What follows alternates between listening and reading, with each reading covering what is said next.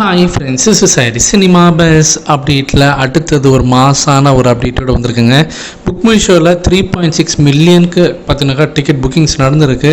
So book my show app பார்த்தினாக்கா கதி கலங்கி போயிருக்கு அப்படி தான் சொல்லணும். ரெண்டாவது நாளும் கூலி படத்தோடைய ஒரு சூப்பரான ஒரு ரிவ்யூஸ்னால இந்த படத்தோட எக்ஸ்பெக்டேஷன் மேலும் அதிகரிச்சிருக்கு அப்படி தான் நான் சொல்லுவேன்.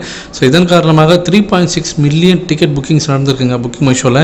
ஸோ அடுத்தது நாளைக்கு சாட்டர்டே சண்டேலாம் இருக்குது. வீக்கெண்டு எந்த அளவுக்கு வந்து பார்த்தினாக்கா மாஸ் காட்ட போகிறாருன்னு தெரியல தலைவர். ஆனால் அமெரிக்காவில் ஆல்ரெடி காட்டிட்டார். ஸோ இது வரைக்கும் பார்த்தீங்கன்னா $4.4 மில்லியன் மேலே இந்த படம் வந்து வசூலிச்சிருக்கிறதாக இப்போ அஃபிஷியலாக அந்த படத்தோட டிஸ்ட்ரிபியூட்டர் வந்து பார்த்தீங்கன்னா இப்போ அறிவிச்சிருக்காங்க. ஈவினிங் தான் நம்ம பேசியிருந்தோம் 4 மில்லியனுக்கு மேலே வசூலுக்கு வச்சிருக்குன்னு சொல்லிட்டு. ஜஸ்ட் பார்த்தீங்கன்னா ஒரு சில மணி நேரத்தில் 4.4 மில்லியனுக்கு வந்து பார்த்தீங்கன்னா கவுண்ட் ஏறி இருக்கு. இதன் மூலியமாக நார்த் அமெரிக்காவுடைய பாக்ஸ் ஆஃபீஸ், அதாவது ஹாலிவுட்டோடைய பாக்ஸ் ஆஃபீஸில் இந்த வாரத்துக்கான அந்த பாக்ஸ் ஆஃபீஸ் நம்பர்ஸில் டாப் 3 லிஸ்ட்டில் கூலி படம் நுழைஞ்சிருக்குங்க.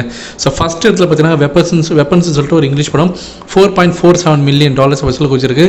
நம்ம படம் பார்த்தீங்கன்னாக்கா அந்த புதன்கிழமை படத்தோட ரிலீஸ் முதல் நாள் வச்சு கணக்கை வச்சு பார்க்கும்போது ரெண்டாவது இடத்துல 3.04 மில்லியனுக்கு மேலே வசூலுக்கு வச்சிருக்கு. மூணாவதுல இன்னொரு இங்கிலீஷ் படம் இருக்குது. ஸோ அமெரிக்க பாக்ஸ் ஆஃபீஸ்லேயே தலைவர் பார்த்தீங்கன்னா கலக்கின்னு இருக்காரு அப்படின்னு சொல்லணும். இப்போ லேட்டஸ்டான இந்த 4.4 மில்லியன்லாம் சேர்க்கும் போது இந்த வீக்கெண்டில் பார்த்தீங்கன்னாக்கா நம்பர் 1 பொசிஷன் வந்தால் கூட நான் ஆச்சரியப்பட மாட்டேன் அமெரிக்கா பாக்ஸ் ஆஃபீஸில்.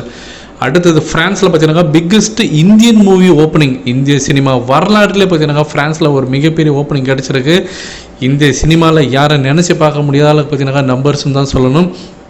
இந்த வருஷத்துக்கான மிகப்பெரிய ஓப்பனிங்கு. இதை பற்றி உங்களுடைய கருத்துக்கள் என்ன? ஸோ தலைவர் ஆட்டம் எப்போதுமே பாக்ஸ் ஆஃபீஸில் வேறு மாதிரி தான் இருக்குது ஃப்ரெண்ட்ஸ்.